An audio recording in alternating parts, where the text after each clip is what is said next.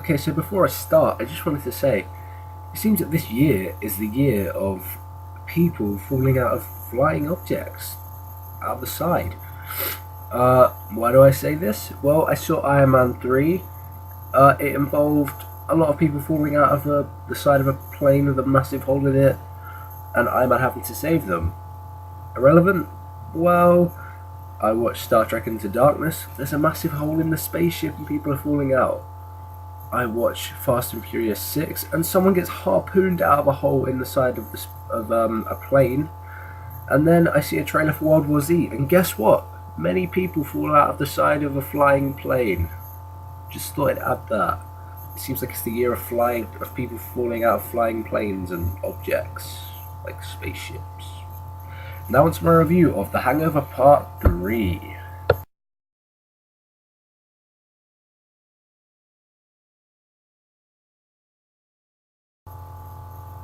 Okay, so The Hangover Part 3 is the third part in a trilogy that really didn't need to be made. I mean, the first Hangover was a great film, like completely original, and the second one didn't need to be made, to be honest.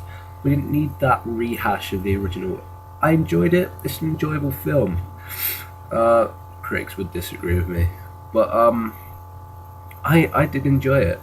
It's just, why do we need it? But then they bring out Part 3, which you kind of think, you kind of do need it. If they're going to make a second one, you might as well make a third and just end it there on a high. And I'd say they do end it on a high. The Hangover Part 3 starts out with Mr Chow escaping from, if you've seen The Hangover Part 2, you know he gets arrested, and he escapes from prison, I think near Bangkok anyway. Yeah, he escapes from that prison, and it's all Shawshank Redemption style. It's kind of, they've completely copied Shawshank Redemption for the first scene, which isn't always a bad thing. I mean, it kind of, you start thinking that they're kind of going to like scary movie routes where they're parodying other movies, and you think, if they're going to do this for the whole film, they might as well just call it Scary Movie 6 and get it done with.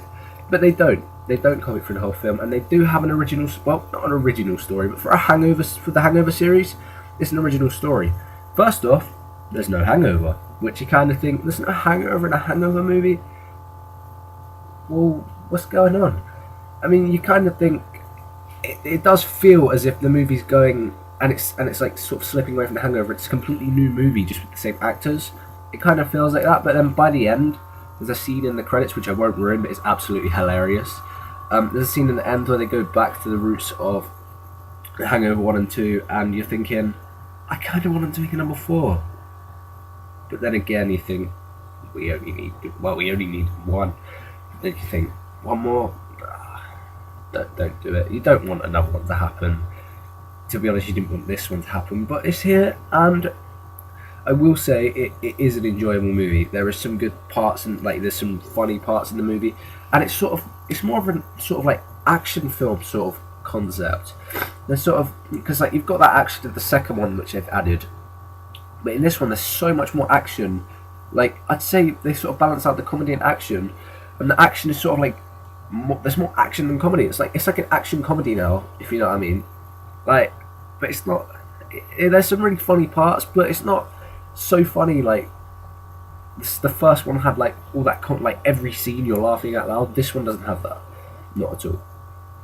So let's go through the plot. Basically, we start, like I've said, we start off with Chow escaping from this prison, and if you're not a fan of Mr Chow or Alan, the two characters which are focused on the most in this movie, don't watch it, because you know, if they annoyed you in the first two movies, this movie's going to annoy the hell out of you. You're going to want to leave the cinema if you hate these characters, because they are focused on. But I personally like these characters. I think they're funny. Mr Chow is probably my favourite Hangover character. I liked him in the first and second movie, and in this one he plays, like Ken Jeong plays his part well again as Mr Chow. Like, he's funny again, and he's more of like a gangster in this one, you know.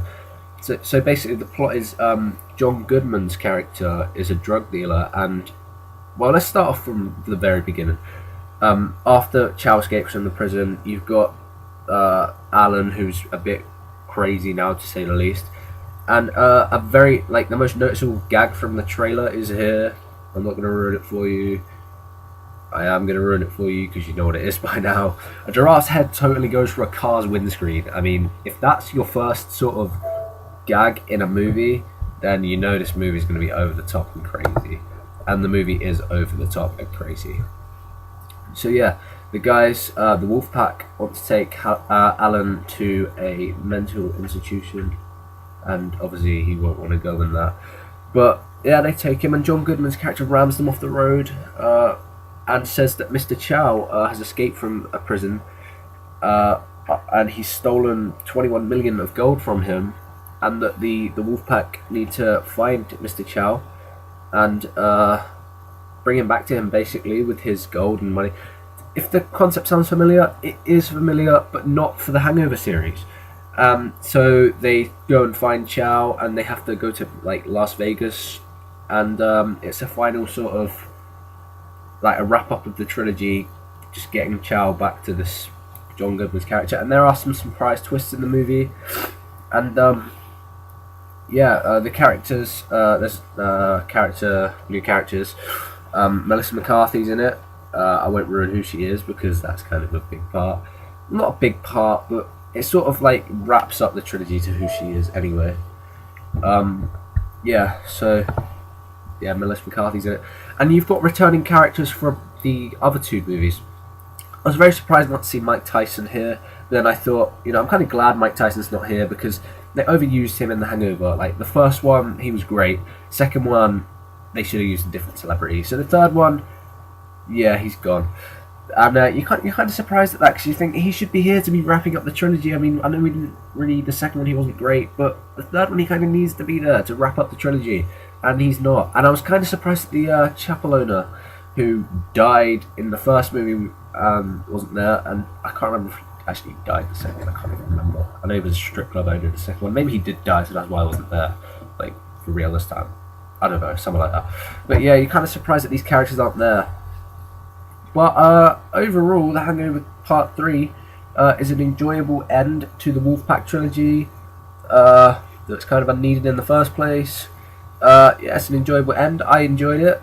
I'm going to go ahead and the rating is kind of hard because I didn't want to give it 3 because I thought that might be a little bit too harsh. I mean, I give the second one 3, but this one's better than the second one, but it's not as good as the first one, so I don't want to give it 4 because that seems too high. So you've got to balance it out. So I'm going to go and give it a 3.5 because 3.5. There you go. Because it's good, it's enjoyable, but it's not as great as the first one. It's better than the second one. So yeah, I'll give it a 3.5. I'm not going to give it a thumbs up because I only give movies with 4 stars a thumbs up, but it's really enjoyable. Go and see it. If you're a fan of the other two, you're going to like this. If you hate Chow and Alan, you're not going to like this. So comment below whether you like this movie, which one's your favourite of the Hangover trilogy, and maybe what your favourite trilogy of all time is. And make sure to subscribe and like. Thanks for watching.